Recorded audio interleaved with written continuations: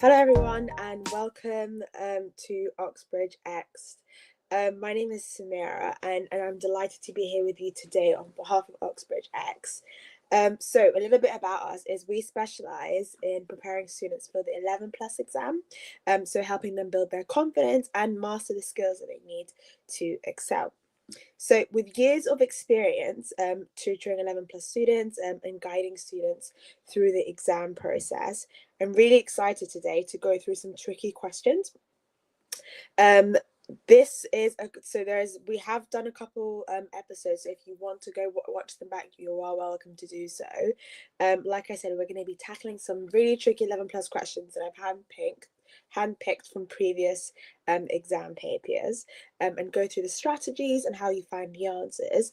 And this also gives you a chance, if you have any comments or any questions, please feel free to put it into the chat, and I will stop and I will answer them. I will also give a chance throughout to stop and allow you guys to work out the questions before I type the answers and the solutions. So if you're preparing for 11 plus, or you're just a parent looking for some extra support, you're definitely in the right place. So let's get started. First of all, today we're going to start with some non-verbal reasoning. So these questions in non-verbal reasonings are called vertical codes. Now, I would say that they are probably the second trickiest topic for non-verbal reasoning, just because this exercise requires a bit more time, a bit more patience, and it's really about applying. I'm not sure if you guys have watched the previous episodes, but it's really about applying the never say stop to acute panda anagram and the MOPS anagram to find the correct answer. So I'm going to guide you through some of the questions. Like I said, I do normally teach this topic within an hour or maybe even longer than that, because it's quite a well-winded topic. So if you feel like it's very rushed, don't worry. You can go back and look at this very slowly again. So the first one, I've got an arrow and for all four images, okay? And now I'm trying to work out, right, the picture on the right. I've got an arrow and I've got a triangle, right? So what I'm trying to do is try to work out, right, what is the code for that shape. So they've given me the codes for all of them. But in order to do that, I need to find what each sort of feature represents, or what letter each feature represents. So I'm going to take it really slow. Well, the first thing I like to do when I'm doing this is I like to look for similarities between the shapes. So I'm going to have a look at any similarities. Well, have I got any letters that are the same in any of the shapes? Yes, I've got an R and an R that are the same. Now, in those arrows that both have an R and an R, right, RX and RY, what's similar between both of those shapes? This is a chance for you guys to put it into the comments, but I'm going to tell you anyways. So what is similar to both of the shapes, right, is they both have an inner circle in it, right? So I know that my shape most likely will not have an R in it. Why? Because I do not have an inner circle. Fortunately, I don't have a pen today, so I can't annotate on screen. Or can I? Maybe I can. Hang on. No, I cannot. Okay. But hopefully the person that's controlling the screen can hopefully cross out all the options for me that have an R in them, because I don't need that, right? My shape does not have an inner circle, therefore it does not have R. Right. Next thing I'm looking out for is any other similarities between my shapes. Have I got an S anywhere else? No. But I do have a Y, right? I do have a Y in RY and PY. So now I'm trying to think to myself, okay, what does Y stand for? What's similar between RY and PY? Well, the orientation of the shape is definitely similar. What I mean by orientation is the way that it's positioned. Can you see that RY and PY are both facing towards the right? So I'm going to assume that Y stands for the right. So again, I'm going to rule out anything that has a Y in it, because, right, what have I just determined? I've just determined that my shape is towards the left, so it does not, it's facing towards the left, it's not facing towards the right, and therefore it does not need a Y, and nor does it need an R. So that really leaves me with A, B, D, right? Because I've crossed that C and A. Now, the next thing I'm going to have a look at, right, is the differences, right? I've got a triangle and only one of them, and that's PY, right? What letter does not come up anywhere else? Well, P, right? It doesn't come up anywhere else. Why? Because the only shape that has a triangle is PY. None of them have a triangle and none of them have P. So I've now figured out, right, that P stands for triangle. So inner shape has a triangle in it. Does that give us a clue? Yes, it does, doesn't it? Because now I know that my shape has to have a P in it. Why? Because the shape that I'm trying to identify, right, also has a P in it. So I've got P stands for triangle, right? What else have we figured out? We found that circle stands for R. We found that Y stands for going right. What else can we figure out? Well, if Y stands for going right, what stands for going left? What shape is going towards the left? S, Z. I can see that's slightly covering there, but it's SZ. Now, the only shape that has a Z in it is facing towards the left, and therefore I know that my shape has to have a Z in it. So I've clarified that it needs to have a P because P stands for the triangle in a triangle, and it has to have a Z in it because Z stands for the orientation. The triangle is facing towards the left. So the answer has to be D. Nice. Hopefully that was nice and easy. Can you see what I did there, guys? What I did is I tried to figure out what each feature stands for. How can I identify each feature? I looked at the similarities between the letters and the shapes. Then when I was done looking at the similarities, when there are no more similarities between the letters or there's nothing similar in the shape, I then started to have a think about the differences. What does one have that another doesn't? Right, and I made that distinction, and through that distinction I was able to find out what the letter stood for. Now what I see is a very, very, very I've seen it many times, this conception. People look at this question and they go, I've got a triangle and I've got an arrow, right, I need to figure out the code. And well, it could be RX because the shape looks like RX. No, that's not the process. You need to really figure out what each letter stands for. Right, moving on then, let's look at question 5. Now, this one, they've tried to bamboozle us a little bit, haven't they? Because they've got a 3-letter shape. So some might say that's extra work, but don't worry, that's not extra work. We can figure this out. So I'm going to look at the shape. I'm really going to analyze it here, guys. Can you see how closely I'm looking? I haven't rushed into thinking, okay, what does this shape stand for? No, these types of questions, they come more quicker to you as you do them naturally, right? It's a bit like a detective, I almost say, because you're trying to look out for the clues. So, right, I have a jagged line for the first shape and a jagged line for the last shape. Can you see that, guys? Between the circles, in the first shape, you've got a jagged line. Second shape, you've got a straight line separating the two circles that are symmetrical to one another. The third shape, you've got sort of a curve. Would I say that's a jagged line? Yeah, I'd say that's a somewhat jagged line as well. Yeah.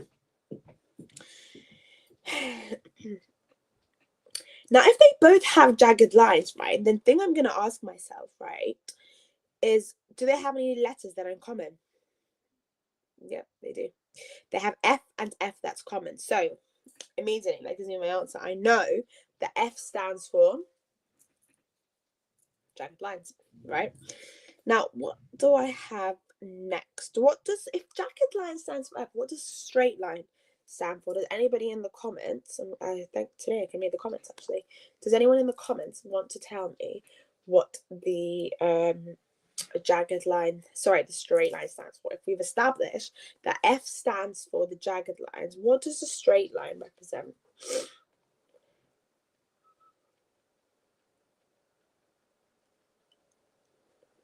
Anybody in the comments? What letter do you think the straight line is, guys? Give me 15 seconds.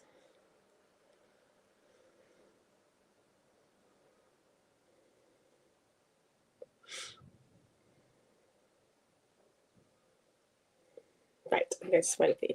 So the straight line I'm assuming it must represent G. The reason I say that is because G is not apparent in any of the codes, right? G is only apparent in the second one, and that's the only one that has a straight line. Now, our shape, does it have a straight line? Yes. So I know that my code has to have a G in it. So I'm going to rule out A, I'm going to rule out C, I'm going to rule out D, and very, very simply now, I'm really left with B and E. I'm not left with a lot of options, am I? No. So the next thing that I'm looking out for, right, is the circles. So I have 2 black dots in mine, right? And in the other shapes, they both, so the first 2 shapes, they have 2 black dots, 2 black dots. Second shape, they only have 1 black dot. What does 1 black dot stand for then? Well, it must be M, because that's the only letter where M is apparent and it only has 1 black shape. Now that I've established that, what does 2 black shapes stand for? 2 black dots, beg your pardon, stand for then? It must stand for, it must stand for, I'm assuming N. Because N is the only ones that are apparent in both shapes, isn't it? Right? And they both shapes have 2 black dots, so I have to have an N in it. So that doesn't really help me out, does it? Because really and truly, I've figured out that both of them have to have a G, both of them have to have an N. I'm left with B and E. Right? It doesn't really help me, but nice to know that I've painted a little bit more of a picture. The next thing I really need to think of is Y and X. Right? So have I looked at the number of the shapes? No, I haven't. So remember, never say stop Tokyo Panda. S in that anagram stands for shapes. So I need to think about the shapes now. I've got 1, 2, 3, 4, 5, 6 shapes for the first one. So 6 big rectangles. Right. The next one I have 1, 2, 3, 4, 5 rectangles. 1, 2, 3, 4, 5 rectangles. 5, 5, 6. So I'm assuming that X, because X is the only apparent in the one that has 6 big rectangles, the big rectangles with X, the 6 big rectangles must represent X, and therefore 5 rectangles must represent Y. Now, why is that? Because, hopefully you got that joke, why? Because Y is only apparent in the last 2, and that's the only 2 that have 5 big rectangles, right? So can you see, I've now worked out what each of the letters stand for, and now I can really easily find my shape. So I have 1, 2, 3, 4, 5, 6 in my one, and therefore we said that 6 was X, wasn't it? So therefore my answer has to be, by process of elimination, G, N, X. Hopefully that made a lot of sense, guys. Like I said, you can go back and watch this again. And I'm going to go to the next line, and I'm going to have a look at another question. Amazing. Right. I'm going to skip 6, right, because I want to go on something hard. I'm going to go to 7. So, question 7. Does anybody want to have a start in the comments? What you guys think? Can anyone tell me what any of the letters stand for?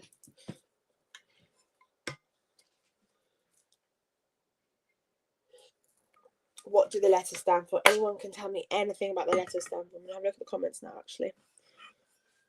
So we're not being quite responsive today, guys. Last week we were quite responsive. So if you have any ideas, feel free to put, even if it's the wrong one, or even if you have any questions, put it into the comment section. Right.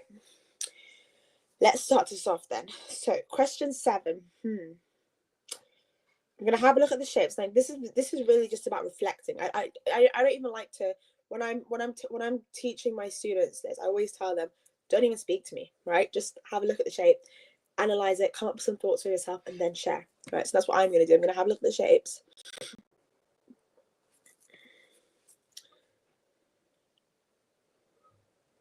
Right. I think I'm onto something.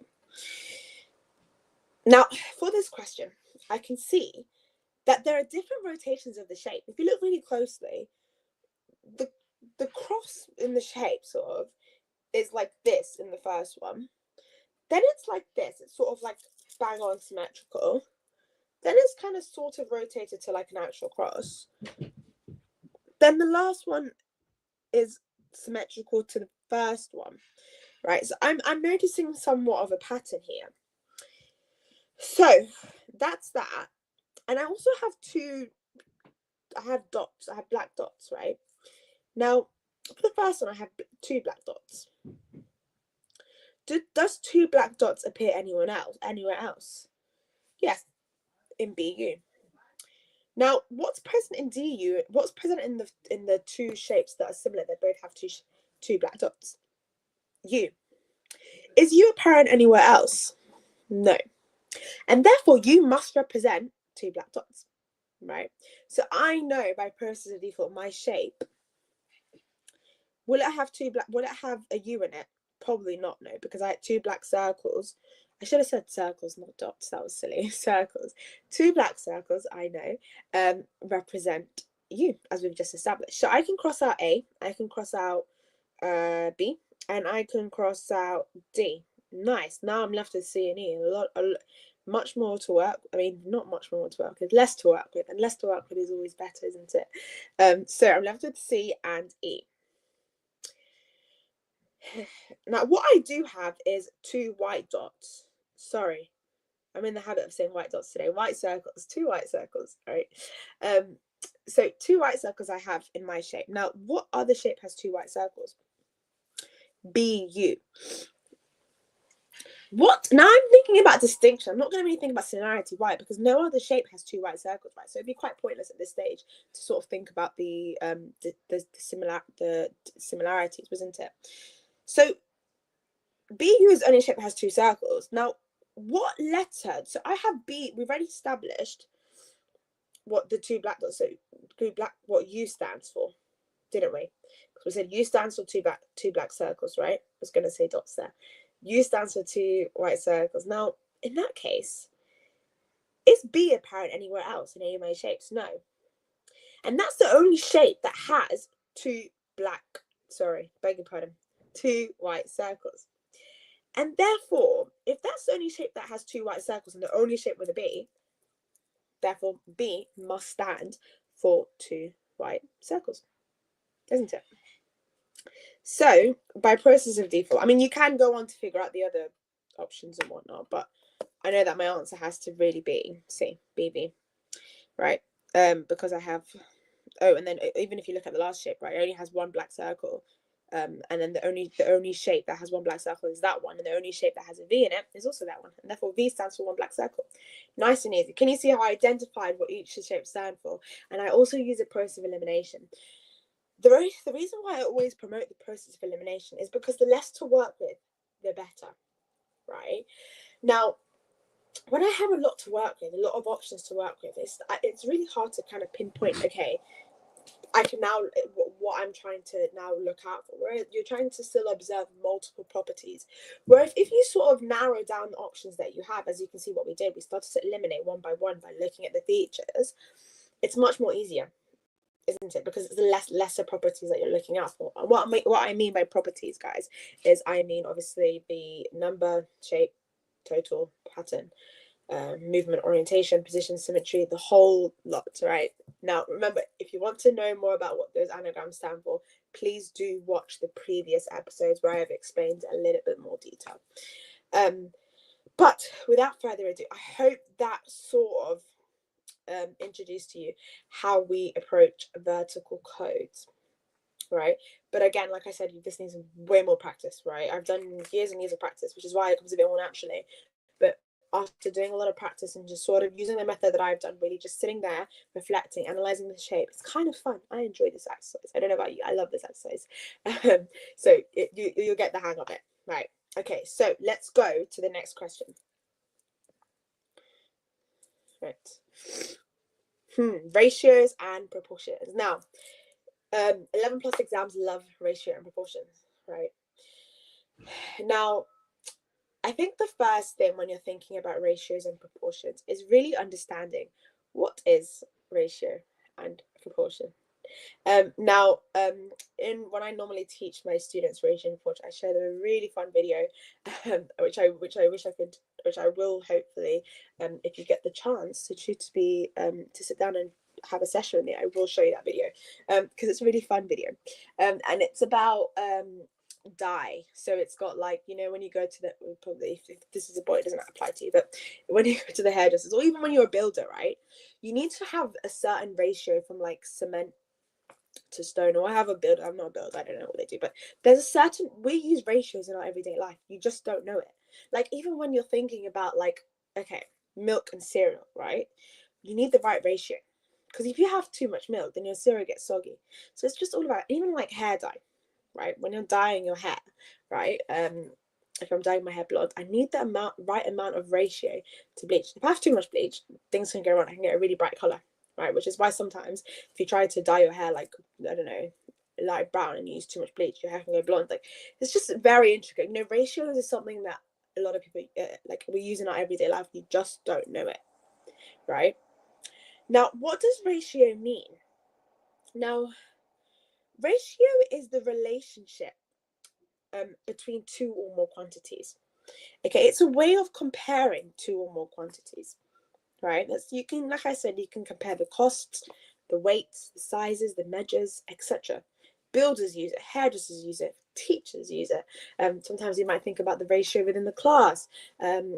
Chefs have to use it. Like we use ratios every day, which is why it's really important to have substantial knowledge of what a ratio actually is before you delve into it, because it helps a little bit. Now, proportions. What does proportion mean in maths then? Proportion is, it's like, it's a very intricate way to describe. So proportions is, how do I explain proportions? It's like a number that is considered in comparison to the whole, right? It's a comparison between two numbers, right? Where one can be seen as part of the other. Okay, it's very hard to explain, but when I'm explaining it in a more sophisticated way, I would say that proportion is sort of a type, it's a comparison between two numbers, right? Relationship between two variables, right? Two different things, yeah? That's why it's quite linked to ratios, right? It's looking at two or more different quantities. Anyways, enough of that. That was a lot of mathematical terms, right? But like I said, there is a really good video, which if I can do later on, I will put it I'll put the link onto the chat so you guys can go have a look at that. It really explains ratios and proportions in depth. But nevertheless, let's have a look at this question. So car hire costs £45 for the first 200 kilometers. For distances over 200 kilometers, there is an extra cost of 50p per kilometer. Right. So remember when I talked about last time, you really want to highlight what are the important features, right? That you need to look up. Rosie hires a car and drove 350 kilometers. Calculate her costs. Step one. Okay. 200 kilometers costs how much? £45. I know that because it says it in the text. Right. I haven't got that from anywhere. It says it in the text, right? Cool. Extra distance. Do I have an extra distance? Yeah, because I've gone way ahead over 200 kilometers. I don't know where Rosie was going, but she's traveled way above 200 kilometers, isn't she? Now, what's the difference that she's traveled? 350 minus 200 kilometers. Now, normally, guys, and I really encourage you guys, don't use me as an example. I normally do sketch out the methods onto the screen, but unfortunately today I don't have that option at all. But always use your working out, right? Don't follow my step. I'm going to do it in my head, but do not follow this. Do not try this at home. So the difference between that is obviously 150 kilometers, right? Now, the extra cost then, because it's an extra cost, right, would be 150 kilometers. It said that there's an extra cost of 50p per kilometer. 150 times by 50p, which will give me the actual cost, which is 150 times by 50p. Do not try this at home, guys. Please don't follow my example. Is £75, right? So the extra cost is £75. The initial cost, had she have just stuck to the script and just traveled 200 kilometers, it would have been £45. So the total cost of Rosie's journey, it's quite a pricey journey, isn't it? £120. Goodness me, that's quite pricey. So yeah, that's how you work out. It's all about just really interpreting the question, isn't it? So the next question, unfortunately, I cannot see the end part of the question, but I'm going to, because my face is sort of covering the last part, but I'm going to try and figure out. Thank you very much. Right. Oh, now it's gone. There we go. So Daryl hired a car. His total was 100 and it's gone now. Sorry guys, technical difficulties. Thank you very much. So Daryl hired a car. His total cost was £140. Work out the distance Daryl drove. Right. Again, I'm starting out with the base cost. £45, right, for 200 kilometers. Okay.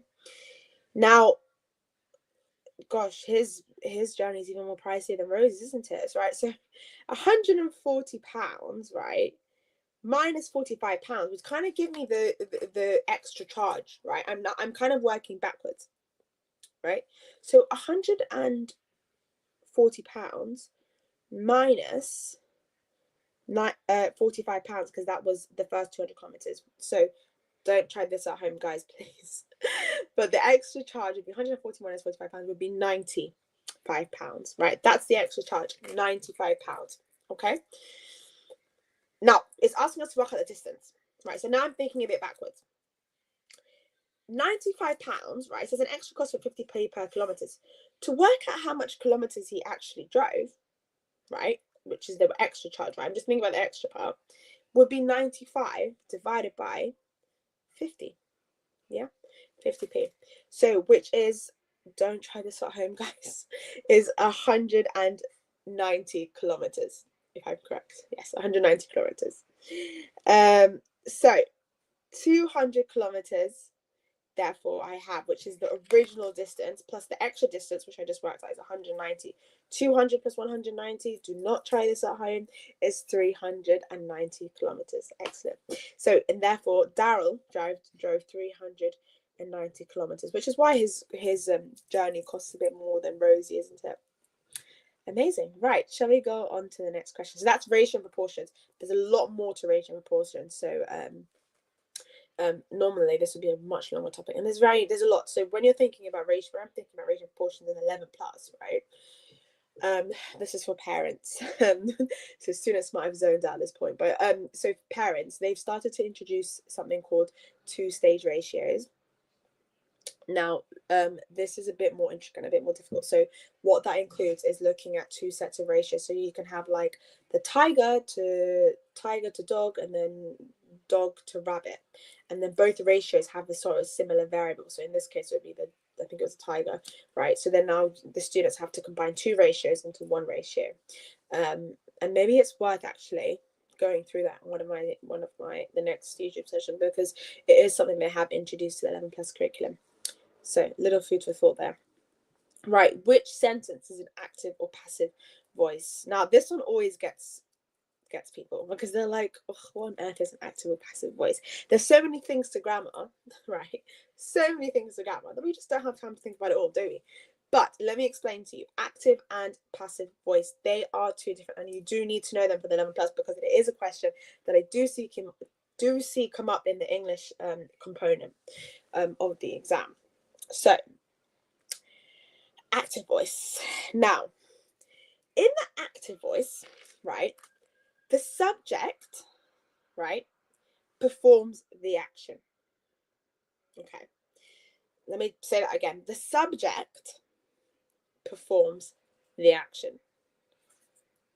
Has anyone heard of subject and active voice? Let me ask the viewers. Has anyone heard before of what subject active voice is? No. Let me see the comments. Maybe. No. Okay. So subject and active, that's what the active voice is. So the subject performs the action. So wouldn't be fair if I didn't give you an example, right? So the dog chased the ball. The subject is a dog, because he's the one doing the action. What is the subject of a sentence? So it's always the person or the thing or whatever it is doing the action. The dog is doing the action in this case because he's the one chasing the ball. Okay. If that's the active voice, it's the subject doing the action. Now, what's the passive voice? It's the opposite of that, right? In the passive voice, the subject is receiving the action. Okay. So before, it was the dog chased the ball. Whereas now, the subject, still the dog, right, is now receiving the action. So in this case, it would be the ball was chased by the dog. The sentence is now the phrase. Yeah.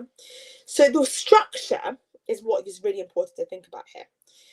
The structure of the first one, which is the active voice, obviously goes subject, verb, object. That's the structure of active, right? Now the structure of passive goes object, past participle, then the subject. The subject often comes last, right? Does that make sense? Hopefully a little bit. Right, let's have a look at examples. So Mark was eating an apple. Is that the active voice or the passive voice? Let's think about the structure, right? Subject is first, verb is next, object is last. And like I said, if that's the structure, then it's active voice. The subject is Mark. He is performing the action, which is eating, and he is performing the action to the object, which is the apple. Nice. Okay, does that make sense? Okay. The picture was painted by Bob. Now, what's the structure of that one? It's object, which is the picture. Picture's an object. Can't move. Picture is object. Therefore, the next thing that comes is the past participle, which is past participle verb or whatever is painted, right? Then the subject. And what's the structure then? It's object, past participle, and subject. And that corresponds with passive voice. Does that make sense? Can you see how that sort of switched? The subject is receiving the action. The picture was painted by Bob. If it was an active voice, it was Bob painted the picture. But however, it switched around. I think the easiest way to think about this, guys, if you find it really complicated to get your head around the subject receiving the action concept, then the easiest way to think about it is the form. Right. Okay. Next one. The card was made by Fred. I'm sorry, I've skipped 3 or 4. But this card was made by Fred. So the structure. I've got the object, which is the card, the past participle was made, and the subject, which is Fred. And that structure corresponds with the passive voice. Amazing. I'm going to assume that says James, just because my face is covering the sentence. But I'm going to assume it says James. James hissed the tree with his stick, right? James is the subject. Hissed is the verb. Thank you. Hissed is the verb, and then tree is obviously is the object. So what structure does that correspond with? It corresponds with the active voice. Now, sorry guys, I really don't like going through sentences where I feel like students might go, oh my god, what does that word mean? So it's just one thing. So I have to tell you guys, what does hissed mean? Does anybody know? I'll give you a chance to say it in the comments. I'll give you 10 seconds or so. No, okay, fine. Hiss is like using, like, attracting attention, or or just calling, so attracting for attention. It's quite an old-fashioned word, to be honest. I haven't heard it in quite a while. But hiss just means like calling for attention, or just sort of attracting attention. Yeah. Let's go for the last one. The man jumped off the step. Okay. Now, what's the structure of that one? The man is the subject, jumped is the verb, and step is the object. Therefore, that structure corresponds with the active voice.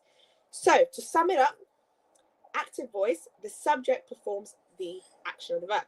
So the structure is subject, which is obviously a person, and verb comes second, then the object. However, when you've got the passive voice, switch it around. It goes object, which doesn't move, and then it's the past participle. So when I mean by past participle, it's like the verb in the past tense, and then you've got the subject, which is last. And hopefully that makes sense. Right, guys, that is all for today. I'm just going to get the QR code up for you guys so I can do a little bit of explaining what happens now. So, I really hope you found the strategies today helpful. So just to sum up what we've done today, we did vertical codes, we did a little bit of ratio and proportion. I gave you a little bit of insight on what ratio and proportion meant. Probably very mathsy version. Sorry, it's been, it's just been a long day. So probably very mathsy version of explaining what ratio and proportion is. But like I said, ratio and proportion is something that's quite lengthy. There's so many different concepts to it, and it's something that I really recommend takes a lot of time and attention for the 11+ exam, because they have started to make it a little bit more elaborate for the exam. And then finally we went through the English component of active and passive voice. So So I really hope you found the strategies helpful. If you have any questions, please comment, and we will look at them. Yeah. So just to let you guys know about Oxbridge X. So Oxbridge X, right, is offering free 11 plus assessments for students.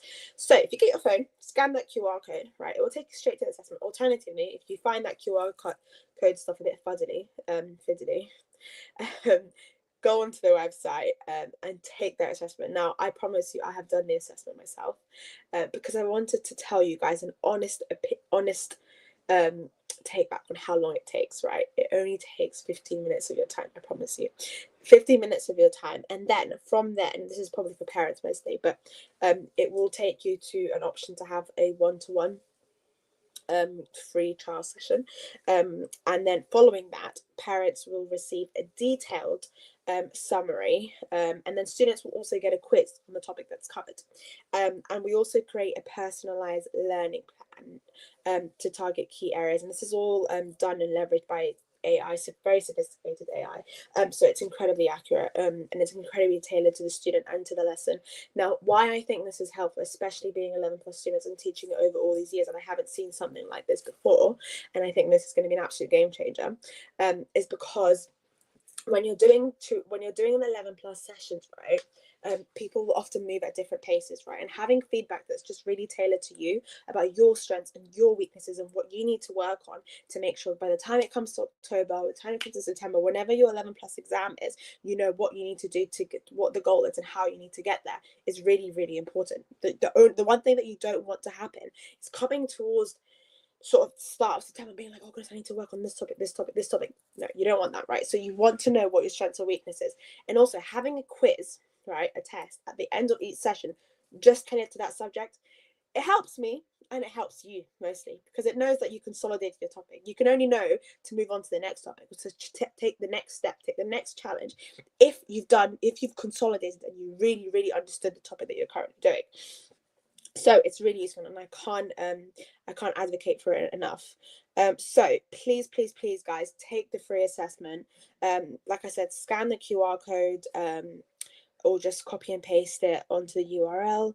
And also, a very fun feature. If you find any tricky questions when you're doing 11 plus practice, or if you're doing at school, and you thought, hang on a minute, I really don't understand that question, go on to the Oxbridge X website. There is, and you can submit your tricky questions, and I can feature it next week for our sessions on Mondays. So please make sure you do that. Any other questions that you had?